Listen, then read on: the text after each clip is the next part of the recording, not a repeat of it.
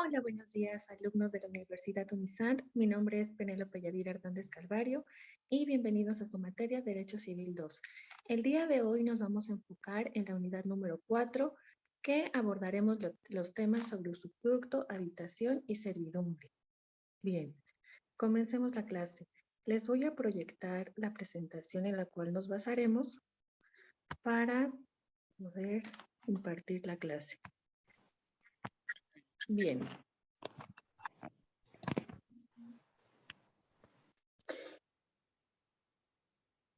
Comenzaremos definiendo qué es el usufructo. A mí me gusta mucho emplear las definiciones que nos proporciona Rafael de Pina porque son muy didácticas, se las comparto. El usufructo para él es el derecho de disfrutar de las utilidades de una cosa ajena con la obligación de restituir en su momento oportuno un bien de la misma cosa, su equivalente en otra cosa o dinero según sea consumible o no consumible el bien.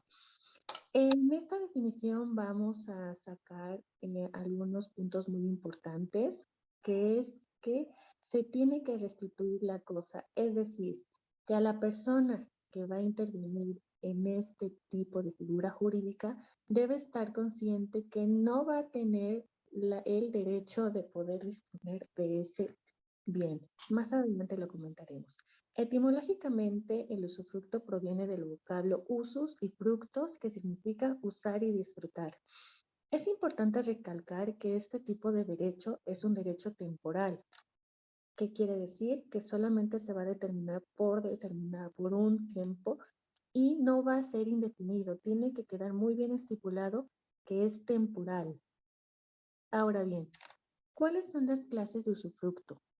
El primero va a ser usufructo simple y este consiste en que solamente lo va a disfrutar una persona.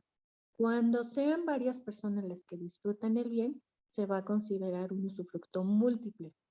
También existe la tercera categoría, que es el usufructo propio, y este va a recaer sobre los bienes inmuebles o no consumibles.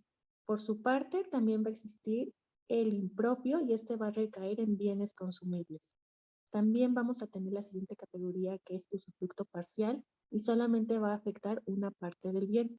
Cuando se afecta el bien completo o su totalidad, estamos en la presencia de un tipo total de usufructo. Ahora bien, las últimas dos que les voy a mencionar son las que contempla la ley. Es decir, vamos a tener el usufructo legal, que este lo va a imponer la ley, y el usufructo voluntario, que este se va a derivar de un contrato bilateral o por un testamento. También puede ser que exista por compraventa. Bien, más adelante vamos a tocar ese tema. ¿Cuáles son los derechos del usufructuario? El usufructuario tiene derecho de ejercitar todas las acciones y excepciones reales, personales y posesorias, y de ser considerado como parte en todo litigio, aunque sea seguido por el propietario siempre que en él se interese en el usufructo. ¿Qué quiere decir? Que la persona que disfrute del bien se le tiene que considerar como parte en el litigio, es decir, se le tiene que reconocer esa personalidad. En el segundo derecho, el usufructuario tiene derecho de percibir todos los frutos, sean naturales, industriales o civiles. Es importante hacer esta clasificación porque, como se pueden dar cuenta, son diferentes tipos de frutos. Recordemos que los frutos naturales son los que provienen del bien sin intervención humana. Los frutos industriales son los que producen el bien con la intervención humana. Y por último, los frutos civiles son los que se producen derivado de una relación jurídica. Hay que identificar muy bien qué tipo de fruto es el que va a tener derecho de percibir el usufructuario. Ahora bien, en el tercer derecho es que los frutos naturales o industriales pendientes al tiempo de comenzar el usufructo pertenecerán al usufructuario. Y por otra parte, los que estén pendientes al tiempo de extinguirse el usufructo pertenecen al propietario. Los frutos civiles van a pertenecer al usufructuario en proporción del tiempo que dure el usufructo, aun cuando no estén cobrados. Como les comentaba en las primeras diapositivas, el derecho de usufructo es temporal, por lo que en esta categoría de los derechos de usufructuario hacen hincapié en esa parte, en el renglón donde dice que hace que en proporción al tiempo que dure el usufructo. En este tipo de derecho, la ley quiso ser muy claro en el sentido de que vuelven a recalcar que es un derecho temporal. Continuemos. En el quinto derecho, el usufructuario goza del derecho del tanto. Ahora bien, ¿qué quiere decir el derecho del tanto o qué es el derecho del tanto? Es el derecho que tiene el usufructuario de que se le considere cuando el propietario quiera vender el bien a una tercera persona. Es decir, el usufructuario va a tener preferencia en la venta siempre y cuando es muy importante recalcar que el propietario tiene que respetarle el precio que le vaya a dar a una tercera persona. Ese precio se lo debe de dar al usufructuario.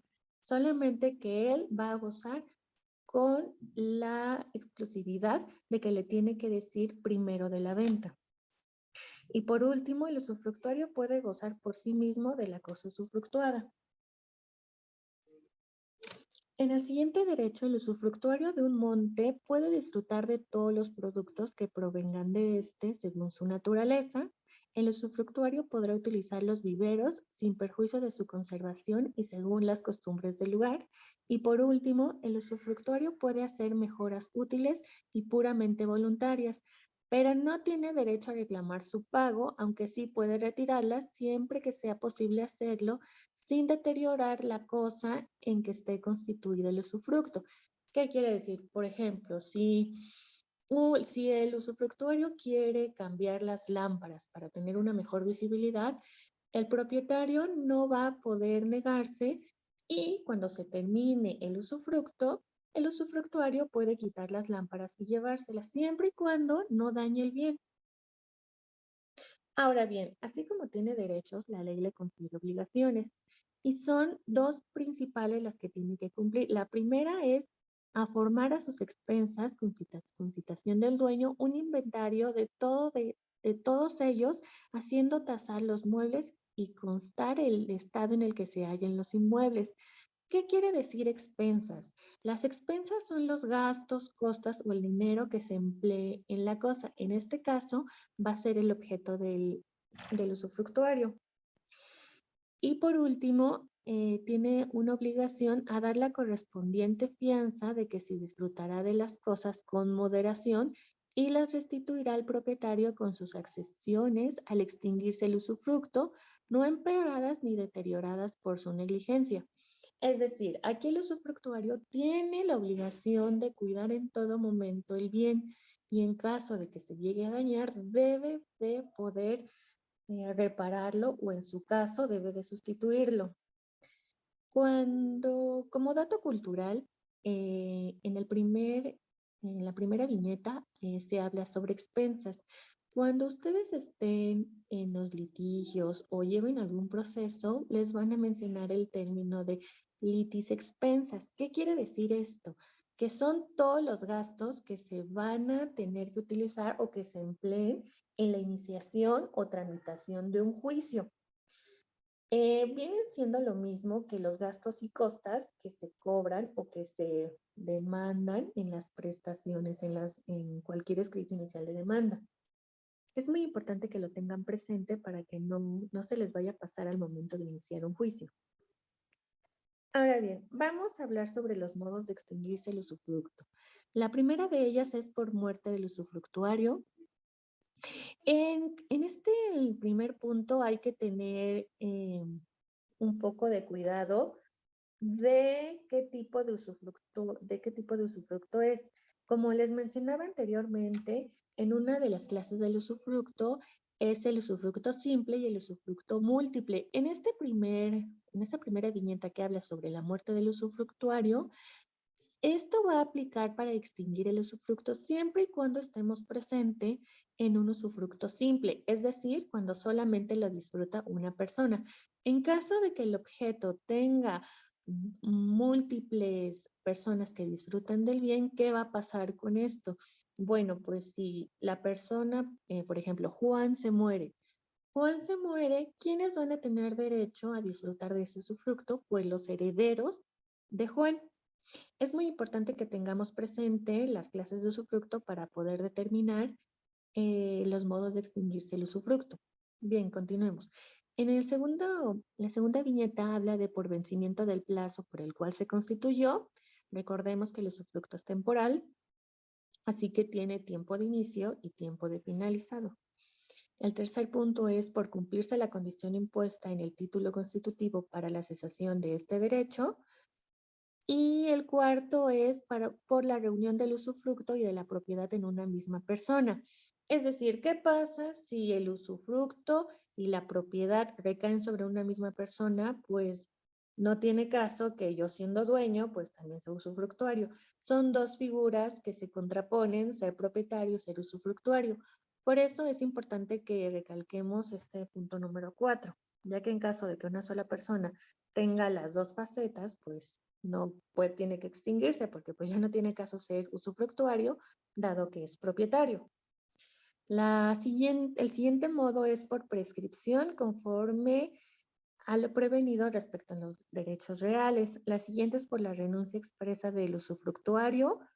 La siguiente por la pérdida total de la cosa que era objeto del usufructo, es decir, si ya no hay fruto del cual se puedan beneficiar tanto el usufructuario como el propietario, pues ya se extingue el usufructo. La siguiente es por la cesación del derecho del que se constituyó el usufructo. Y la siguiente es por no dar la fianza del usufructuario por título gratuito. Es decir, en el caso de que, regresándome a la diapositiva anterior, ¿qué quiere decir esto? Que si no se otorga el usufructo a título gratuito, pues no estamos en presencia de un usufructo. Ahora bien, continuemos con la siguiente figura, que es la servidumbre. ¿Qué es la servidumbre? La servidumbre se constituye una carga o gravamen que consiste a veces en conferir a un tercero el derecho de realizar actos de uso en una finca. ¿Qué quiere decir? Se los voy a poner en un ejemplo muy sencillo. ¿Qué pasa si hay un testamento y en ese testamento se hereda un bien a dos hijos? Bueno, pues estos dos hijos, cada uno quiere formar su propia casa y en efecto, cada uno pone una casa en ese predio. Entonces, hay dos casas en un predio.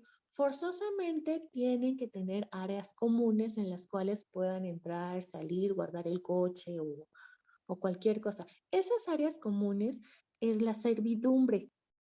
Hay que tenerlo muy presente. Este ejemplo me gusta mucho porque de manera sencilla pueden identificar qué es la servidumbre. ¿Cuáles son las figuras que intervienen? Las partes que intervienen en esta figura es el predio sirviente, es decir, va a ser el que presta la servidumbre y el predio dominante el que se beneficia de la servidumbre. Hay dos conductas en la servidumbre que es en un no hacer o tolerar. Es decir, en el ejemplo que les puse, estas dos personas que comparten estas zonas comunes tienen la obligación de no hacer nada en caso de que la otra persona quiera entrar por esas áreas comunes o bien tolerar en el sentido de que deben de permitir y no hacer nada cuando esa persona entre en su propiedad. ¿Cómo se constituyen las servidumbres? Mediante tres supuestos. El primero de ellos es que los predios actualmente separados hayan pertenecido anteriormente a un mismo dueño. En esta hipótesis podemos encuadrarla en el ejemplo que les comenté hace unos minutos. El segundo punto es en la existencia de un estado de hecho aparente. Y en tercero, que el estado de hecho haya sido obra del propietario común. Ahora bien, van a haber dos tipos de clasificaciones de la servidumbre, pero aquí yo hice hincapié en que sean las servidumbres por su contenido. La primera de ellas son las positivas y son las que confieren a otro propietario una porción de las ventajas resultantes de la propiedad del predio. Y las servidumbres negativas son las que impiden los derechos del predio sirviente, privándole parcialmente de uso de su bien o impidiéndole el ejercicio de un derecho unido a un título de propietario. Ahora bien, ¿cuáles son las características de la servidumbre? Son tres: la inseparabilidad, indivisibilidad y la perpetuidad. En este caso, en caso contrario al usufructo, este derecho es perpetuo, es decir, no es temporal, sino ya es indefinido. ¿Cómo se extinguen las servidumbres? Se van a extinguir por reunirse en una misma persona la propiedad de ambos predios, es decir, el dominante y el sirviente. En segundo lugar, por el no uso. ¿Qué quiere decir esto? Cuando la servidumbre fuere continua y aparente, en el caso de que no se use por 3 años contados en el día en el que dejó de existir el signo aparente de la servidumbre, en ese caso se va a extinguir. Ahora bien, existe otro tipo de temporalidad que en este caso son en un uso de 5 años contado desde el día en que se dejó de usar o de haberse ejecutado el dueño del fundo sirviente acto contrario a la servidumbre o por haber prohibido que se usare de ella o que se beneficiare de ella. En el tercer punto es cuando los predios llegaren sin culpa del dueño del predio sirviente a tal estado que no puede usarse la servidumbre. El siguiente modo es por la remisión gratuita u onerosa hecha por el dueño del predio dominante. Y por último, cuando constituida en virtud de un derecho revocable, ya se vence el plazo, se cumple la condición o sobreviene la circunstancia que debe poner término a aquello. Bien, ahora continuemos con la habitación. ¿Qué quiere decir la habitación? La habitación da derecho o quien tiene este derecho la facultad de ocupar gratuitamente en casa ajena las piezas necesarias para sí o para las personas de su familia.